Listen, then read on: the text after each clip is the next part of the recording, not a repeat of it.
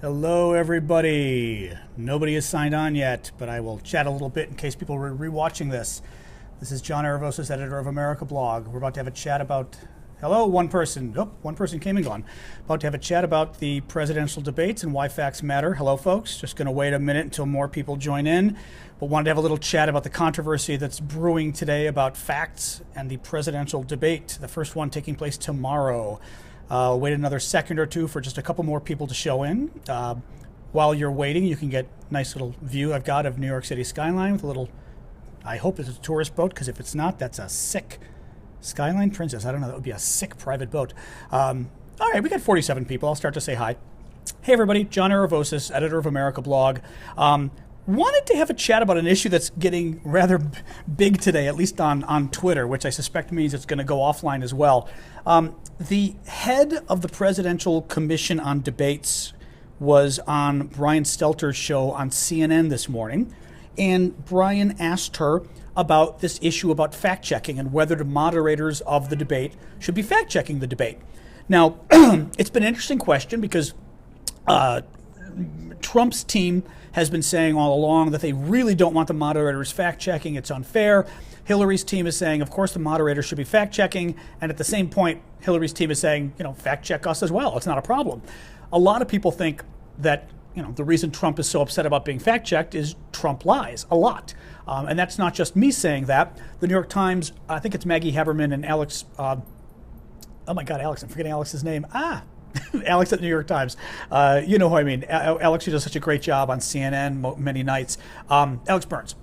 Alex and Maggie did a great article about chronicling Trump's lies in the last week, and they looked at it and narrowed it down to 31 whoppers, as they call them, the biggest lies he made, not even looking at the small ones. And they showed just how much Trump actually does lie. So anyway, the discussions really happened in the last few days about should or shouldn't the moderator during tomorrow night's presidential debate fact check the lies.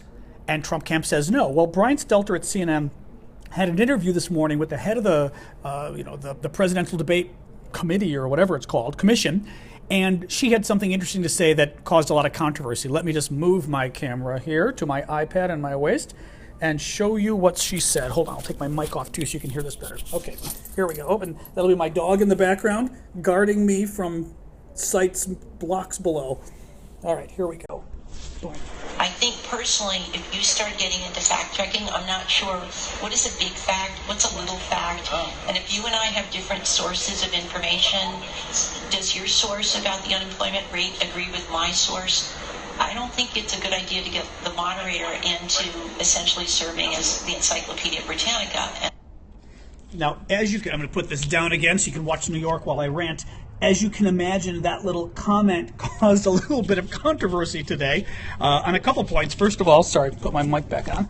First of all, her point about big facts and little facts, people had a lot of issue with, because that's a really good question. What is a big fact and a little fact? A lot of people believe that facts are simply facts, that a fact is simply something that's incontrovertibly true. But what also was weird is that she used an example. Her example of the kind of thing people shouldn't be fact-checking is the unemployment rate. Because according to her, everybody knows the unemployment rate is a debatable point that nobody knows. Well, everybody, including Glenn Kessler at the Washington Post, who's their fact-checker, tweeted out and said, well, no, actually, the unemployment rate is something we actually know, and we get it from the Bureau of Labor Statistics. It's an actual rate. Now, having said that, sure, you can debate the unemployment rate. You have people who say, a lot of people on the left who say the unemployment rate is actually so much higher. And they say that, we don't take into account people who have basically stopped trying to get jobs, that they're no longer considered unemployed. They're considered, they don't even count it. They don't try to get a job. But that's how you argue it. And that's what a candidate should say. A candidate should say, let's say Hillary says the unemployment rate is 4.5% or something, and Trump says, well, no, it's actually much higher because you're not counting those who didn't try to get jobs. That would be a valid point and a true point. If Trump simply said, no, the unemployment rate is 15%, that would be BS. And that's the kind of thing you should fact check. Well, here's the problem. She got into a valid issue, but she's totally wrong. Her valid point is, you do run into an issue when you've got the moderator. Whoops, as I break my iPhone for you guys.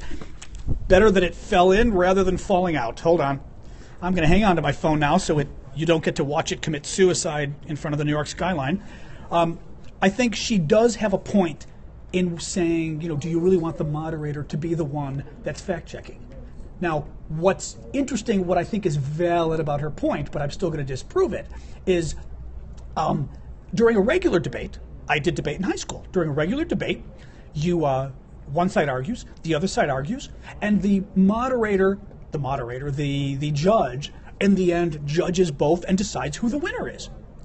In this case, supposedly, the public is going to be the one to decide who their winner is, but that's not really the case, and here's why. In a regular debate, a high school debate, a college debate, if you want to know who wins, you wait until the judge tells you who wins, and then the judge says John won, or Steve won, or Susie won, and it's incontrovertible. You lost or you won. Nobody can say, well, actually, I think John had better points. Sure, you can say it, but I win or lose based on what the judge says. For a presidential debate, we don't have a judge who actually says he won or she won and all the voters say, oh, okay, well, that's incontrovertible. What we have is the public watching, and the public has no idea about a lot of the details that the candidates are talking about. We have one candidate who's going to lie, the other who's going to say that person's lying, and the public's going to scratch their head and wonder, well, is the one lying the one who said the false fact, or is the one lying the one who claims the other one's lying?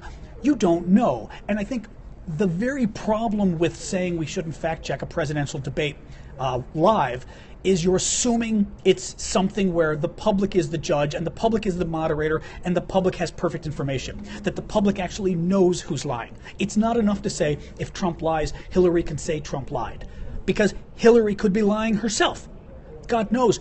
I think Democrats certainly have done it, and Republicans do it even more. When you call them on their lie, they say, that's a lie, that's not true. And you say, wait, what are you talking about? This is an incontrovertible fact, and you guys are saying it didn't even happen.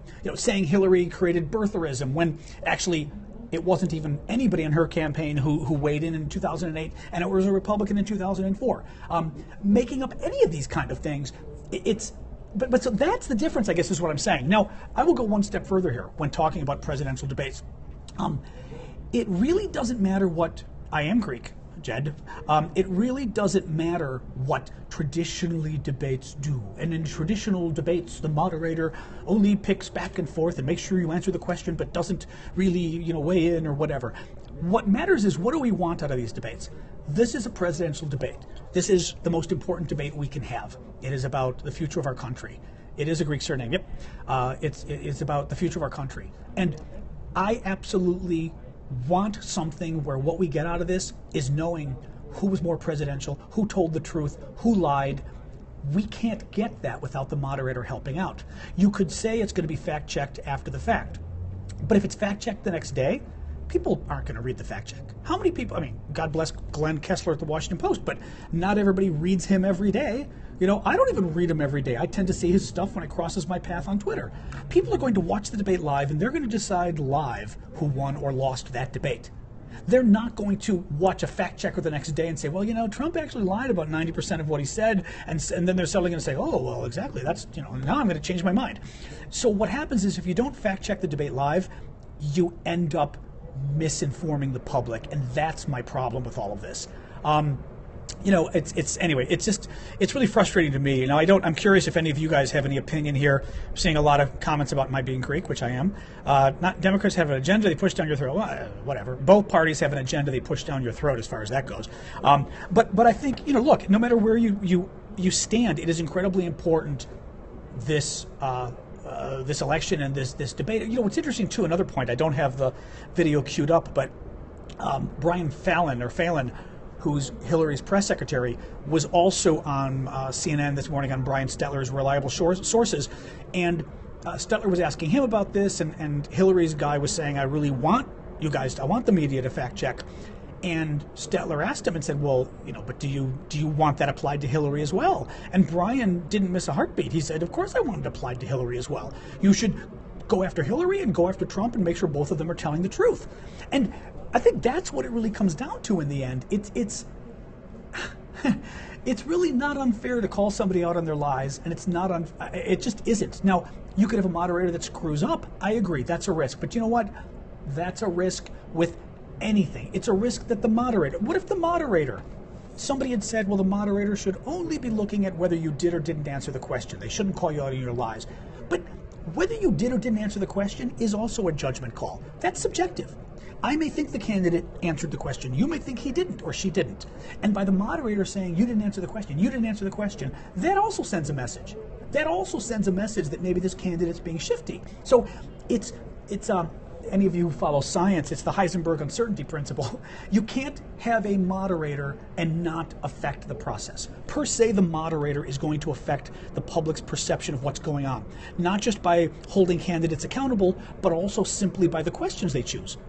The moderator can try to be fair, but Hillary and Trump are vulnerable on different issues, and they're vulnerable to different degrees. So the moderator can say, I asked Hillary a tough question, and I asked Trump a tough question, but maybe Hillary's question hurt her, an issue she's got more problems with than Trump's, or vice versa. So the moderator clearly is not, they are impartial, but the moderator is clearly not someone who doesn't affect the debate. They do affect the debate. And I simply think they should be called out for telling lies, especially, and I'll say it, especially in this election where you've got Donald Trump, who has been one of the biggest liars in recent American history, presidential politics. Go Google the New York Times story. Yesterday or the day before, I was telling folks earlier, it's Maggie Haberman, I think, and Alex Burns, and they decided to chronicle Donald Trump for just 1 week and look at what he was talking about. Was it true? Was it false? They found 31 big lies, and then another, I don't even know how many sort of little lies that they didn't even have time to chronicle. And the big lies, I wish I had it in front of me now to read them to you guys. The big lies were big. They were things that Trump just made up. Sort of like when he says that Hillary has promised she's going to take your guns and get rid of the Second Amendment. She never has, and all the fact checkers say she never has. We are in a unique situation. We've got a candidate who lies so much to just put the onus on the other candidate when, frankly, there's no reason the public should. Why should you believe Hillary when Hillary says he lied? Why believe her? If Trump says the unemployment rate is 15% and Hillary says no, it's only 5%, I don't know if Hillary's telling the truth. Why should we believe her? And the same thing and vice versa. If Trump says Hillary's lying, Trump could be lying or Trump could be telling the truth. It helps to have somebody impartial. Hell, I'd be willing to have the fact checkers get the Washington Post, the PolitiFact, factcheck.org, some of the other, actually they're the two big fact checkers, get them to have a little screen, a little mini screen during the debates that's on the bottom of your TV, and have them fact check live. They're the fact checkers, and somebody says Hillary's also lying. Well, you know what? Great, then have the fact checker go after Hillary too. I think both of them candidates should be held accountable if they're not telling the seats. I'm reading somebody's comment, how to get a seat there, if they're not telling the truth. Wicked Clinton plane crash. Ooh, we're getting the crazies here. The more we talk about politics, many believe the New York Times is impartial because it is impartial. There's one thing too. I know people on the right like to play this game of, the media isn't partial and we can't believe them. Well, you know what? If you can't believe them, then there's no point. New York, it might be 2:00 or so now. If you can't believe the media and you can't believe the media in general and trust that they're trying to do their jobs, then there's no point in believing in anything. Because let's face it, candidates are going to lie to you. So moderators do make mistakes. Of course they do. But somebody just wrote moderators do make mistakes. Look, journalists make mistakes. Candidates make mistakes. Everybody makes mistakes. We're dealing with human beings. Everyone has a possibility of error. That doesn't mean we shouldn't try to get at the truth. A reporter can make a mistake in reporting on candidates, in reporting on what they said and what it means. Fact checkers like factcheck.org or PolitiFact that are totally independent, they can make a mistake. Does that mean they shouldn't exist at all? Does that mean they shouldn't try to be impartial? They shouldn't try to expose when candidates are telling them, not even expose, they shouldn't try to inform the public on what is true and what is untrue about what's being said by and about the candidates. Of course they should try. So I don't buy it that a moderator might screw up. Now, one interesting thing that a lot of Republicans bring up is they claim that CNN's Candy Crawley screwed up in 2012 with the debate between Mitt Romney and Barack Obama, and saying, I forget it exactly, but more or less it was Benghazi, I think it was the Benghazi day, and Romney brought out this Republican lie that basically, Barack Obama refused to call it Islamic terrorism or some such thing, and whatever he alleged, Obama did. And Crowley jumped in and said, well, no, that's not true. And he said, yes, it is. And she said, well, no, it's actually not. And it caused a big stink. Republicans were ticked for days. And the fact remains, and if you go Google it, you'll see it was fact-checked. Crowley was right. Now, you can say, well, that's Obama's job to do. The problem is if Obama said he was wrong, nobody would believe him. You'd think Obama's just another candidate. Why should I believe what he was saying? Again, this is where moderators come in. Now, I agree. You can go too long in terms of not too long. You can go too far in terms of what a moderator does. You don't want the entire debate to be moderator jumping in and going, oh, you lied, and then it becomes kind of ridiculous. Somebody's asking if Fox News is a reliable news source. No, they're not, because Fox News is not unlike Russia Today, RT in Russia. They're basically a propaganda organ for one political party, whereas when you get CNN, for example, CNN tries to go back and forth. CNN may not do a great job all the time, but CNN tries to go back and forth. Their hosts on the air aren't for one party or the other. You really can't even tell by the way they're covering news which way they go. Fox does. The rest of the media, MSNBC as well, obviously. MSNBC is liberal and they admit it, or a lot of their people are. Morning Joe isn't, but the rest are. But I wish I could understand what this Russian guy's writing now that he's writing about the USSR, but he must be debating with somebody else. Anyway, that's well, I know. Clinton News Network, yeah, I know. I wish it were, but unfortunately it's not. Anyway, that's kind of it for today. Like I said, I just wanted to get talking about these issues, show you guys the nice live skyline. Not too much going on out there, just a couple boats taking in the water. Actually, I'll give you guys a quick little tour while we're here. That's the Empire State Building there on the left. That is the, oh my God, Chrysler Building. I'm forgetting the name of it already. I think it's Chrysler. I'm forgetting its name. I'm thinking mix it with Chrysler Building in Chicago. I think it's Chrysler. And that's the UN, United Nations headquarters in New York City, where we just had the General Assembly this week. And you can't quite see it during the day. At night, you can see it better. Oh, you know what? I can zoom. I forgot about that. Just zoom in. The street on the left here, here is 42nd Street, which is one of the most famous streets in New York City.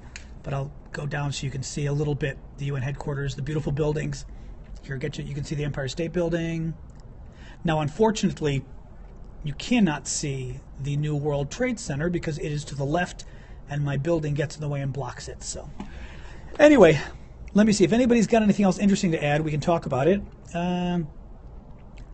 If I knew Holt wasn't going to fact check, not spend 1 hour on RW, meaning right-wing topics, trivia. Holt is, Lester Holt is the moderator tomorrow. He's a registered Republican. Trump, of course, called him a Democrat because, of course, that's what Trump does. And then the media fact-checked it and said, no, he's a Republican. And in fact, which was really interesting, I read this yesterday, of all the presidential debates, the only moderator who's a Democrat is Chris Wallace of Fox News, which was absolutely fascinating. I had no idea he was a registered Democrat in New York, but that the only Democrat is the guy from Fox, which is really funny. So, if anything, you don't have that bias. But that is the big debate about what Lester Holt is going to do tomorrow. I think Brian this morning on CNN had Jim Lara, who was on the NewsHour way before he retired, on, and Lara had moderated one of the debates, and I don't remember which. Maybe it was 2008, but I remember him being just awful. Just absolutely awful. And because he just wasn't doing anything. And he also wasn't controlling the debate. I remember that too. He let the candidates just go crazy back and forth. And you really can't, this is not Toronto, this is New York City. Just looking at a few more comments. If you guys have anything interesting to add or questions about politics or New York, I'm happy to answer. It's New York City. It is. That's the United Nations headquarters. As I said, I think the Chrysler Building I'm forgetting. And the Empire State Building on the left. Yep. Sure, since all the rest registered as independent. I think the other journalists were registered as Republicans, actually. Or they were Republicans that were doing the debates. Alrighty, folks. Well, I'm going to get going. I just wanted to give you guys a quick view. You can go back to the beginning and watch if you want more to hear what we were talking about. But just wanted to have a quick discussion on this issue today about the fairness of the presidential debates and whether moderators should fact check. I think they can. Trump Tower, you know what? That should be the Trump Tower, yes, because I want to say Is it that someone was just asking? I think it's that big black one. I know it's right there. It's one of those buildings right there, because I used to walk by it all the time when I worked at the UN. So it may even be the large black one. But yes, one of those right there is the Trump Tower, because I used to walk by all the time. Okay, folks, a lot of people hanging out. I'm going to get back to work, but good talking to everybody. Hope you enjoy the view. All right, thanks. Bye-bye. Yep. Come on. Well, if the phone doesn't let me hang up, I may just be talking to you forever. Yep, let me go this way to stop it, really? All right. Oh, my. Stop.